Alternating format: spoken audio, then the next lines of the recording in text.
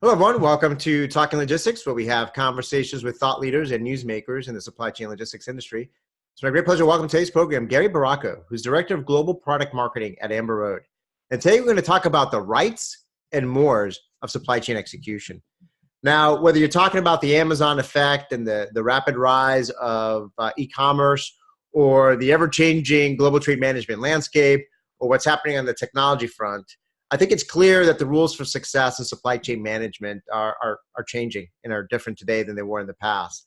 So, what are these new rules for success? How can companies prepare? And, what's the critical role that technology is going to play in all this? Well, those are some of the questions we're going to address in today's episode. And it's great to welcome back Gary to the program to share his insights and advice on this topic. So, Gary, welcome back.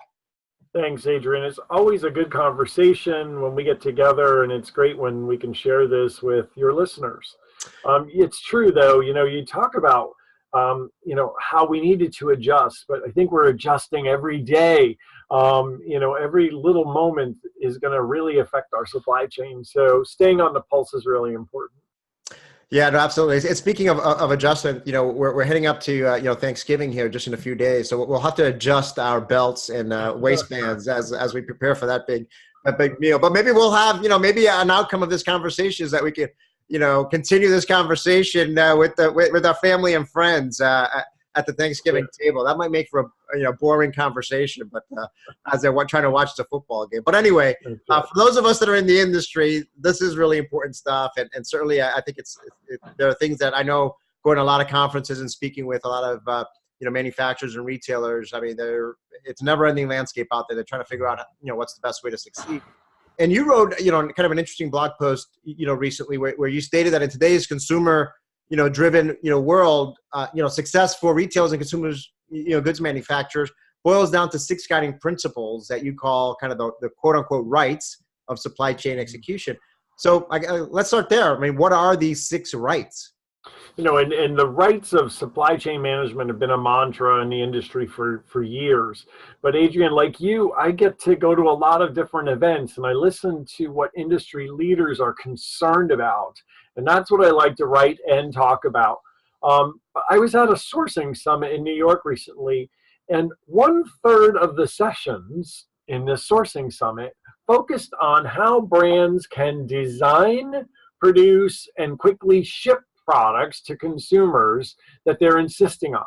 And I thought, this is sourcing? And I reached out to the organizers. I said, we need more about sourcing. And he says, yeah, but all of this affects sourcing. Since this disruptive Amazon effect, capital A, capital E, has established a new normal, the states have really been upped for retailers. And it's pushing that traditional pace of supply chain execution to an even more faster, more reactive speed. And I continue to say, yes, this is sourcing, right? Because if we're not looking at what's happening early in the product life cycle, we're not going to be able to actually place orders and source and then manage the production. So truly, sourcing executives are concerned with all of the aspects of the supply chain today.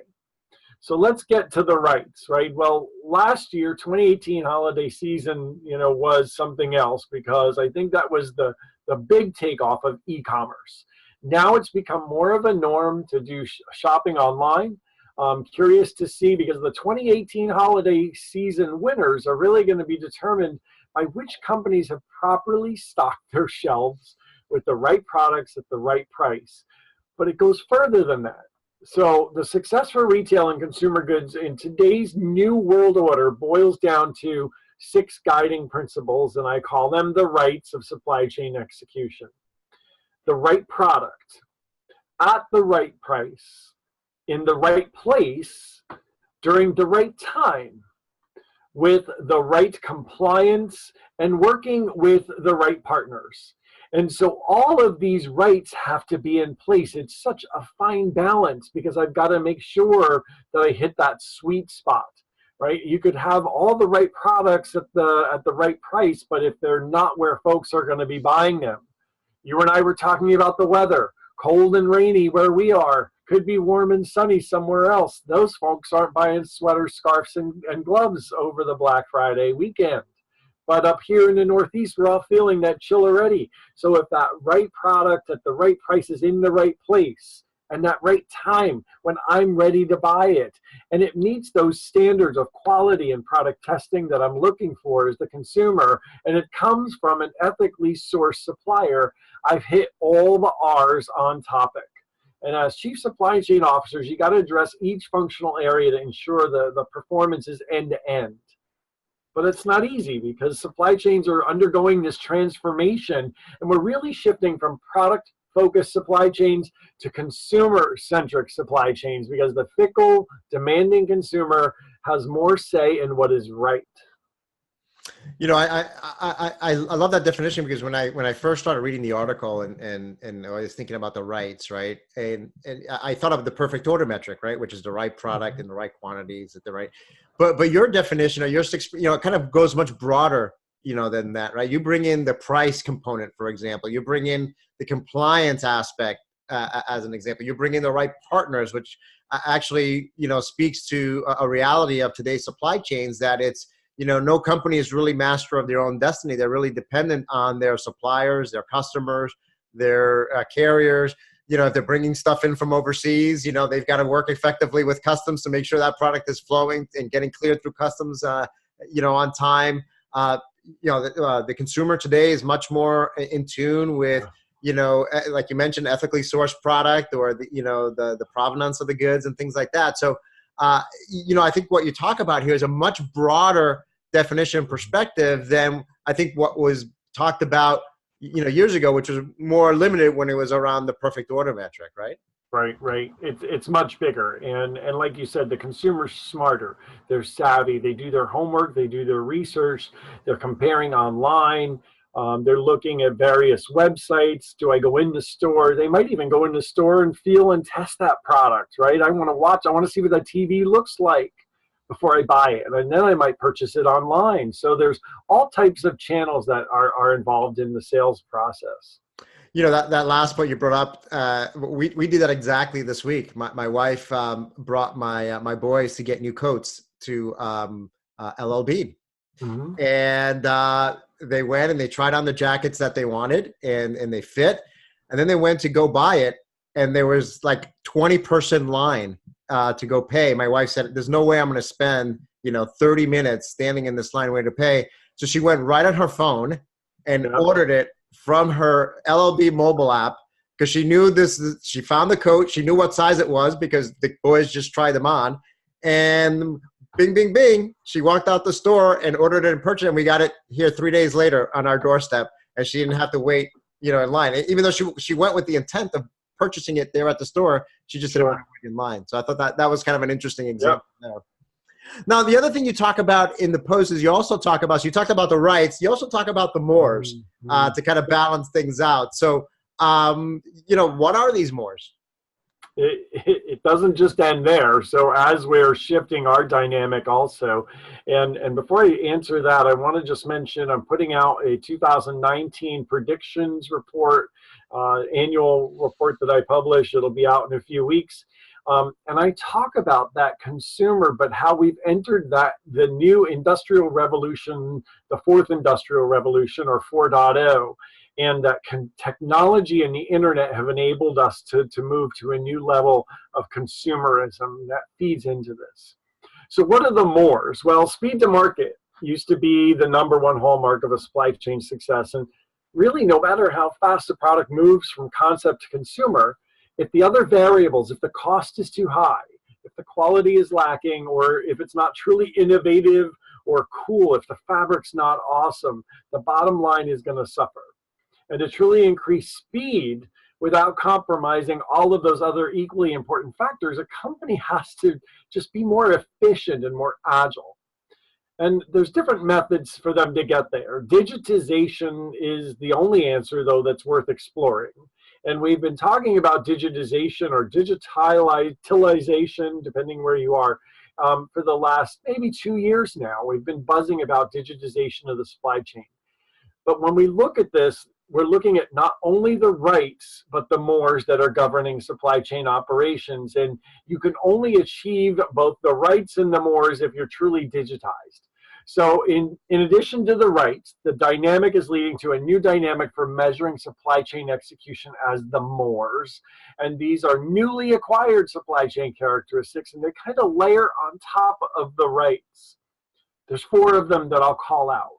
More speed to market. So not just speed to market, but more speed to market, because shipping times have gone from weeks to days. And more agile processes.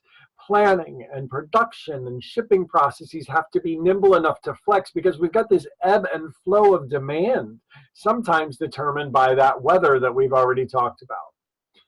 We need more granular data, and that's product data that's down to the SKU level, and it could be size and color in some cases.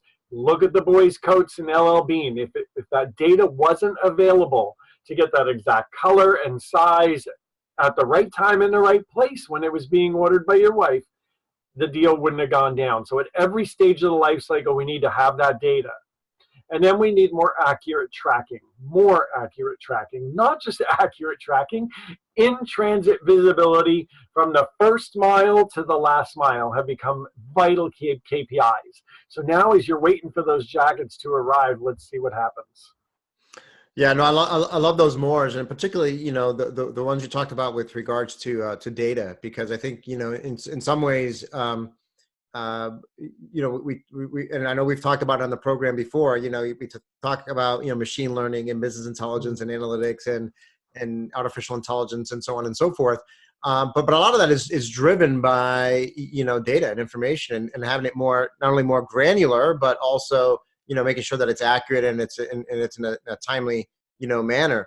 I know in some of these things, you know, when we talk to a lot of the companies or retailers, for example, with omni-channel, having that real-time inventory visibility in terms of how much inventory do we actually have at each of our stores, how much inventory do our suppliers actually have if we want them to drop ship, you know, how much inventory do we have at our distribution centers or in transit, so they can make those decisions and be able to present those options to the consumer in real time. I mean, that's a holy grail that, I mean, no company has truly mastered yet because of, you know, of its complexity. So, I mean, I think that is all part of this, you know, more that you've talked about there. So what is the first step then? I mean, we've got these new rules for success. You know, we've got these rights, we've got these more. I think you kind of mentioned it already. I suspect that digitization has something to do with it. But how should companies start responding to this new reality? Well, I said digitization is the first step, and that's really where we are. We're back to square one in the transformation game. And, you know, Gartner talked transformation 2 years ago, and we're still talking about it. And the numbers, the surveys we've been doing this year are showing that there's a slow climb to those companies that are digitally transforming. So this is where we need to be. But again, if we're not covering all of the bases, we're not going to ensure that we have our products set right. So the first step is still digitization. I read a report from A.T. Kearney, a guy named Christian Hagen.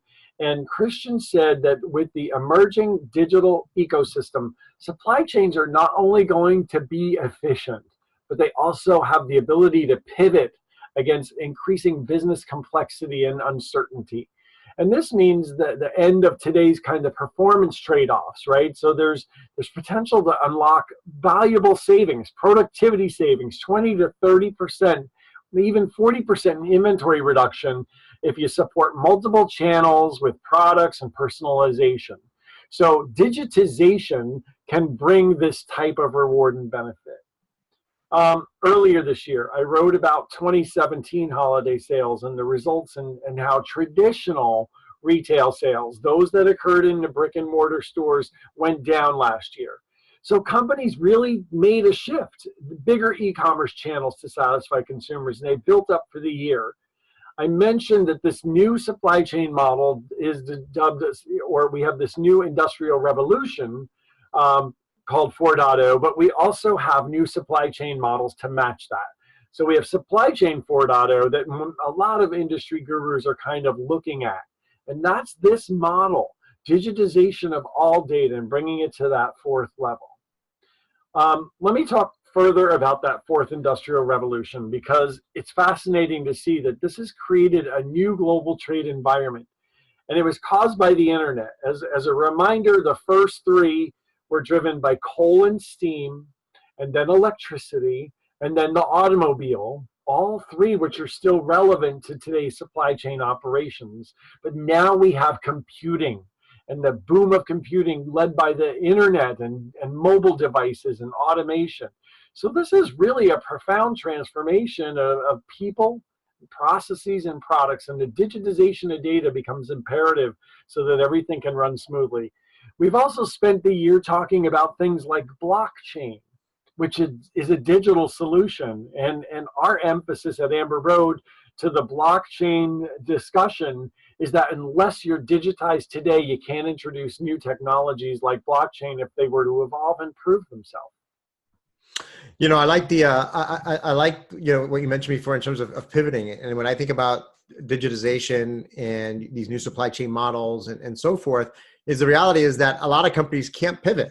I mean, it's the classic, you can't quickly turn around a big ship, right? And in some ways, what's happening in the operating environment is the requirements, these rights and these mores are requiring companies to not only pivot, but continuously pivot and be able to be responsive and flexible.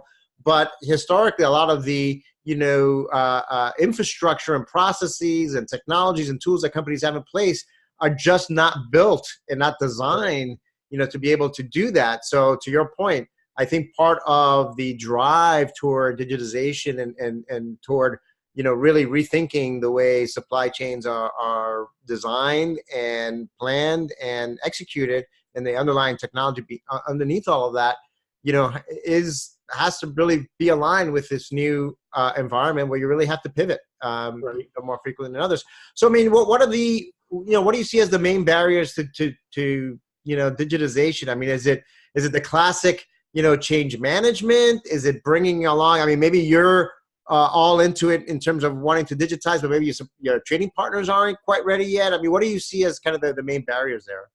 There's a lot of factors. First of all, we're coming into 2019, and Gartner, IDC, Forrester, a few years back, they shot out this prediction that 80% of companies will have made the digital transformation by 2020. We're talking a year from now, and the most progressive companies are leading the way into the digital transformation for supply chains, but so many are not still, right? So many companies have realized that whole digitization and going digital is the right way to break traditional supply chain management, move boldly into the future of supply chain 4.0 to stay up with the industrial revolution 4.0. Digital technology is creating important and significant improvements in business outcomes. And as long as business kind of reinvents their strategies while concurrently reimagining this whole digital sphere and their supply chains moving digital and all the parties becoming digital, it's going to be a success. But as with any disruptive movement, digitization tends to kind of blur the picture quality that a lot of leaders have of their organization, and leaders have to take a serious look. Friend of mine, Ben Hazen, working with the University of Tennessee and Global Supply Chain Institute, really produced a great report this year. And in that report, if anybody wants it, they can reach out to me and I can access it for them. But University of Tennessee published a report that provides supply chain managers with a framework that kind of helps them make informed decisions about that digitization and moving into digitization technology and kind of accelerate what Gartner calls that slope of enlightenment toward the plateau of productivity. I wonder what that place looks like. I'd like to get there one day. But in the report, Ben and the team put together an acronym called SAVVY. And I use the word savvy a lot, but I don't have all the acronyms to go with it. But this is a new approach, and it's a process of assessing kind of where digitization might really come into play within their organization and really be employed. So SAVVY, it stands for a few different things, right? Source of data, first of all. And so where is my data living? Where are the sources? How digital are they? Can I extract them into a soft format? The A in SAVVY is the analytical capabilities. So can I export this into big AI tools, or can I do some human analytics with this? The next V comes in is where does this apply? What are the variety of applications across the supply chain? SAVV, right? Our second V in Savvy is the value that it provides. So if I'm going to go through all information, is this where I'm going to get the most value? And then the last is your changing role in their changing role, but a Y, SAVVY, is your changing role and what your role would be in this new digitized supply chain. So once again, sources of data, analytics, variety of applications, the value they bring, and what your role is in that. And if executives are kind of working through all of those processes, they're going to see what's behind the whole transformative process and what they need to conduct, and they'd hit that maturity assessment and kind of give them an idea of how long it's going to take them to get there. Are they going to make it by 2020, or is it a long shot? So I encourage folks to read more about this process. I found it interesting and certainly applicable to any industry. You know, that's a great point. I mean, I think, you know, another challenge, and I think really speaks to what you just talked about, is that, you know, you see the term digitization and you know, all the writing and discussions about it, and in some cases it's almost like it's an amorphous thing for some leaders in some companies, or it sounds like it's something that is, you know, this is going to be, you know, a 10-year, you know, $100 million, you know, project, and how do, you know, and what if we make the wrong bet, or what if we make the, you know, so it just sounds like too overwhelming. And we all know what happens when things are overwhelming. We tend to procrastinate and kind of just do other things instead. But I think having a framework, or being able to kind of look at the journey and the process in, you know, more bite size, or, you know, have some kind of roadmap in place, I think will help a lot of companies in terms of getting, you know, when I talk to a lot of companies and say, what advice would you give?